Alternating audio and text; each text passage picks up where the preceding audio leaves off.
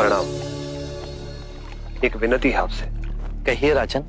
पिछले कई दिनों से मेरे स्वप्न में मेरे पिताश्री आ रहे हैं। मैंने ब्राह्मणों से भी इसका अर्थ पूछा तो उनका कहना था कि तुम्हारे पिताश्री को शांति नहीं मिली, उनके लिए पूजा करनी होगी, यज्ञ संपन्न करना होगा। आप तो परम ज्ञान का स्वरूप है, तो विनती है आपसे कि पूजा विधि आप ही के हाथों से हो।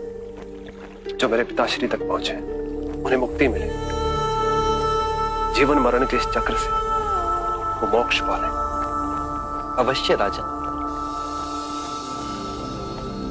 आप मिट्टी के 2 घड़े मंगवाइए, एक में घी भरवाइए और एक घड़े में कंकड़ पत्थर भरवाइए,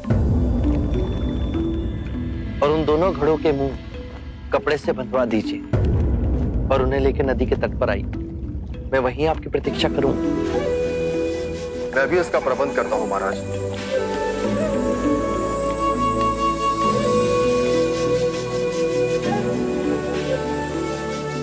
महाराज, अब आप इन दोनों घड़ों को पानी में डाल दीजिए।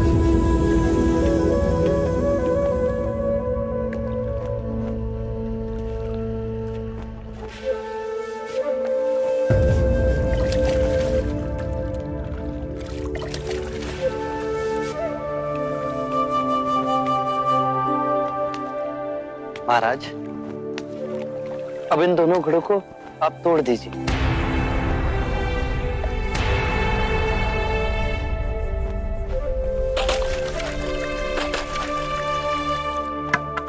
महाराज, अब आप ध्यान से देखिए कि ऊपर उठ पानी पर तैरने लगा। अब बताइए, मेरे या किसी और के पूजा पाठ करने से क्या ये घी नीचे बैठ सकता है? असंभव।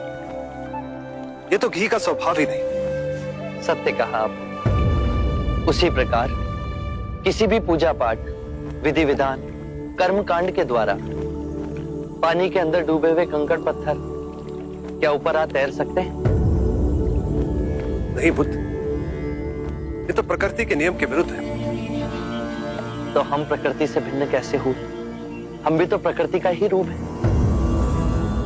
सत्य कहा बुद्ध। एक सत्य ये भी है राजन, यदि हमारे पूर्वजों ने अपने जीवन काल में कंकड़ पत्थर बोए, दुष्कर्म किए, तो वो स्वाभाविक ही कंकड़ पत्थर की तरह नीचे बैठ जाएंगे। और यदि उन्होंने अपने जीवन काल में सत्कर्म किए तो स्वाभाविक ही घी की तरह ऊपर आ तैरने लगेंगे। जो बोएंगे वही काटेंगे। परंतु इस शरीर रूपी जीवन काल में ही नहीं, अपितु इस शरीर रूपी जीवन काल के पश्चात वाली यात्रा में भी हम जैसे कर्म करेंगे वैसा ही फल मिलेगा।